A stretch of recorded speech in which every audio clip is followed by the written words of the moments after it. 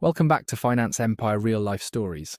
Before we begin today's story, I want you to imagine something for a second. It's Friday evening. Your bag is packed. Your mind is already halfway into the weekend. Maybe you promised your family a dinner. Maybe your friends are waiting for you. Maybe this is the only free night you've had in weeks. And then your boss walks out of the office smiling and says, "Hey team, I just need a few." As always, while enjoying this story, you'll also improve your English listening skills, workplace vocabulary, advanced expressions, and real-life communication. So relax, grab your headphones, and let's step into another realistic workplace story together. The rain tapped softly against the office windows as Liam checked the time in the corner of his monitor for what felt like the 100th time that afternoon. 4:17 p.m. Normally, the office buzzed with endless notifications, ringing phones, and hurried conversations. But Fridays had their own unique energy. The pressure dissolved slowly as the weekend approached. People smiled more, keyboard typing became slower and less aggressive. Coffee mugs disappeared from desks as employees mentally clocked out before their bodies officially could. Liam leaned back slightly in his chair and stretched his shoulders. He had spent the entire week preparing financial reports for the Sterling account, and now his brain felt completely drained. Still, he was happy. Tomorrow morning, he and his friends were leaving early for a hiking trip in the mountains. For the first time in months, he finally had something to look forward to, outside the office walls. Across from him, Maya was already shutting down tabs on her computer. Her desk was spotless as always, every pen aligned perfectly, every folder stacked neatly. "You look too happy for someone still trapped in this building," she joked quietly. Liam laughed. "Hiking trip tomorrow. No emails, no spreadsheets, no markers." "That last part sounds magical," Javier muttered from nearby without looking away from his screen. The three shared a tired laugh. Then suddenly the atmosphere shifted. The heavy glass door of the manager's office opened. Marcus stepped out with rolled-up sleeves and artificial energy that instantly made everyone nervous. Nobody trusted a smiling manager after 4 p.m. on a Friday. Marcus clapped his hands twice loudly. "All right, team, quick huddle for just a minute." The room became silent almost immediately. Employees slowly pushed back their chairs and gathered near the conference table. Marcus rested casually against the edge of the desk, like a motivational speaker preparing for a TED Talk. "First of all," he began smoothly, "I want to say how proud I am of the incredible effort everyone has put into the Sterling project this week." Liam felt the first warning signal in his stomach. Whenever Marcus started with compliments, bad news usually followed. Marcus sighed dramatically. "Unfortunately, we've hit a tiny obstacle with the client revisions." There it was. A few additional changes came in this afternoon, and honestly, he paused carefully, it would really mean a lot if some team players stayed tonight to help push this across the finish line. Nobody spoke. Outside, thunder rumbled faintly across the city skyline. Marcus smiled patiently as if waiting for volunteers, but everyone knew this wasn't really a choice. It was a test. Maya adjusted the strap of her bag nervously. "I actually have plans tonight," she said cautiously. "A family dinner." Marcus nodded slowly. "Of course, family matters." But his tone carried disappointment hidden beneath professional politeness. Then he added the sentence everyone feared. "But moments like these are what separate employees from leaders." The room became heavier, instantly. Nobody wanted to be labelled as not leadership material. Liam stared down at the carpet, avoiding eye contact completely. He hated these moments because Marcus never directly forced anyone to stay. Instead, he made people feel guilty enough to volunteer. It was manipulation wrapped in motivational language. Sarah suddenly cleared her throat. "I really can't stay tonight," she said firmly. "My daughter has a violin recital." Marcus paused. He folded his arms slowly. "A violin recital," he repeated. "That sounds lovely." But his expression hardened almost invisibly. "Well, I suppose the rest of the team will just need to compensate for the missing support." The sentence landed like a knife. Sarah's face immediately turned red. Liam hated how effective Marcus was at this. He never shouted. He never threatened anyone directly. But somehow he could make a person feel selfish. His hiking trip already felt farther away. By 6 p.m, exhaustion had started replacing productivity. Coffee cups multiplied across desks, People stopped making jokes. The modern office didn't control employees through screaming bosses anymore. It controlled them through insecurity. People stayed late not because they wanted to impress management. They stayed because they were terrified of disappearing. Around 8 p.m, mistakes started appearing everywhere. Liam accidentally emailed the wrong spreadsheet version. Javier deleted formulas by mistake. Maya kept Marcus sighed dramatically like a disappointed father. I expected more resilience from this department. That sentence silenced everyone instantly. Not because he was right, because he controlled their future. A few minutes later, Marcus returned, carrying pizza boxes, like a hero arriving on a battlefield. Thought I'd reward the team, he announced proudly. The pizza sat under fluorescent lighting, looking greasy and depressing. Nobody felt grateful. The free food almost made the situation worse somehow. As if cheap pizza could replace missed dinners, cancelled plans, and lost energy. Liam stared at the cold slice in his hand and realised something important. Marcus genuinely believed this made him a good boss. That was the frightening part. Some managers become so addicted to workplace culture that they stop seeing employees as human beings. They only see output, performance, results. Around 11:15 p.m, Marcus finally stood up and stretched. Great work tonight, everyone, he announced proudly. This is exactly why I trust this team. Nobody responded. The employees silently packed their bags, like survivors leaving a disaster zone. When the elevator doors finally opened downstairs, the cool night air hit Liam's face like freedom. The parking lot was empty and silent. Maya walked straight to her car without speaking. Javier looked half asleep. Nobody even said goodbye properly. Liam sat inside his car for a long moment before turning the engine on. His body felt heavy.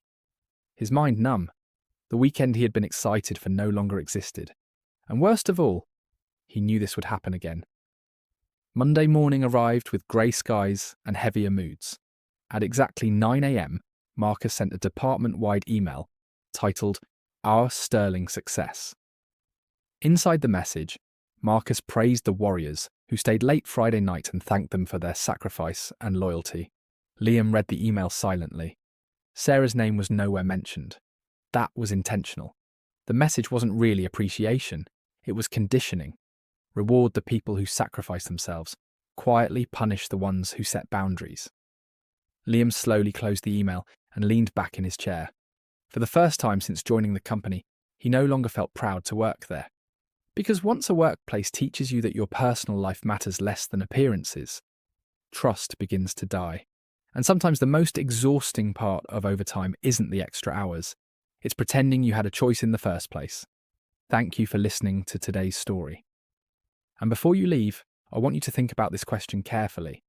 Have you ever felt pressured to say yes at work, even when you desperately wanted to say no? Write your answer in the comments because stories like these become more powerful when we share real experiences together. And if this story helped your English listening or vocabulary even a little, don't forget to subscribe to the channel for more real-life English stories every week. Take care of yourself, protect your boundaries, and I'll see you in the next story. Liam tried to focus on the spreadsheet glowing in front of him, but his concentration had completely disappeared. The office felt emotionally drained after Friday night's overtime disaster. Nobody talked the same way anymore. The easy laughter between co-workers was gone. Even the morning greeting sounded forced and robotic. The Sterling project had been completed successfully, but something inside the team had quietly broken in the process. At 10:15 a.m, Maya walked toward Liam's desk carrying her coffee cup with both hands. You know what's funny? She whispered carefully. We sacrificed our entire Friday night, and this morning Marcus already acts like it never happened. Liam glanced toward Marcus's glass office. Their manager was smiling on a video call, completely relaxed, speaking confidently about team culture and high-performance environments. The contrast made Liam feel sick. It's like exhaustion resets overnight for him, Liam muttered. But for us, it stays in the body. Maya nodded slowly. My daughter asked me yesterday why I missed movie night again, she admitted quietly.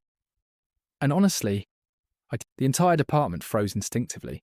Even hearing his cheerful voice now created anxiety. Marcus smiled proudly. The Sterling client loved the presentation. Fantastic work, everybody. A few exhausted employees forced weak smiles. Then came the sentence Liam feared most. And because of this momentum, leadership wants us to move aggressively into the next quarter. There it was again. Defeated silence. Nobody even looked surprised anymore. Maya slowly placed her coffee cup down. "You mean overtime?" she asked directly. Marcus gave a small laugh. "I prefer to think of it as investing in ourselves." That sentence almost made Liam lose his mind. Investing in ourselves. As if unpaid labour was somehow a personal growth opportunity instead of exploitation. For the first time, Liam realised Marcus, "We can't keep doing this." Liam nodded immediately. "I know." "No," Javier said more seriously this time. "I mean literally. People are burning out." He wasn't wrong. One employee had already started taking stress medication. Another quietly updated her resume during lunch breaks. Sarah barely spoke anymore after the violin recital incident. The department looked productive from the outside, but internally, morale was collapsing. That evening, Liam sat alone in his apartment staring at the ceiling fan, spinning slowly overhead. His hiking backpack still sat untouched near the door from the cancelled weekend trip. His phone buzzed with messages from friends, asking if he'd join next month instead. He typed a reply 3 different times before finally locking the phone without answering. The truth was painful. He didn't just feel tired, he felt trapped. And the worst part about modern workplace pressure was how invisible it could become. Nobody chained you to the desk physically. Nobody locked the doors. But fear could be stronger than locks. Fear of disappointing management. Fear of losing opportunities. Fear of becoming replaceable. By Thursday afternoon, tension in the office had become unbearable. Everyone knew another voluntary overtime session was coming the next day. The anxiety spread through the room silently like smoke. At 3 p.m, Maya suddenly stood up from her chair. "I'm not staying tomorrow," she announced calmly. Several employees looked up instantly. Javier blinked in surprise. Liam's heart started pounding. Maya continued speaking before fear could stop her. "I've worked every late night this month. I've cancelled plans, I've sacrificed weekends, and honestly, I'm exhausted." Nobody interrupted her. For the first time in weeks, somebody was saying out loud what everyone else felt. "I'm still doing my job," Maya continued firmly, "but I'm done pretending burnout is teamwork." The room stayed completely silent. Then, unexpectedly, Sarah spoke up from across the office. "I'm leaving on time tomorrow too." Javier slowly leaned back in his chair. Same." Liam felt something strange happen inside him. Relief. Because fear becomes weaker the moment people stop suffering alone. Marcus eventually stepped out of his office after sensing the unusual tension. What's going on? But commitment shouldn't require sacrificing our personal lives every single week. Marcus stared at him silently. The office air felt electrically tense. For several seconds, nobody moved. Then Marcus sighed heavily and folded his arms. "Fine," he muttered coldly. "We'll discuss workload restructuring next week." And just like that, the spell broke. Not completely, not perfectly, but enough for people to breathe again. Friday evening arrived differently this time. At exactly 5 p.m, employees began shutting down computers without fear in their movements. No guilty expressions, no nervous waiting, just quiet determination. Marcus stayed inside his office, watching silently through the glass walls as people packed their bags. Liam honestly expected another speech, another manipulation attempt, but none came. Maybe Marcus finally understood something important. Fear can force people to stay temporarily, but respect is what makes them truly loyal. As Liam walked toward the elevator beside Maya and Javier, the office finally felt human again. Outside, golden sunlight stretched across the parking lot. The weekend air felt a healthy workplace should challenge your skills, not slowly destroy your personal life. If you enjoyed this story and improved your English listening along the way, make sure to subscribe, like the video, and share your thoughts in the comments below. Have you ever experienced toxic overtime culture at work or school? What would you have done in Liam's position? I'd love to read your answers.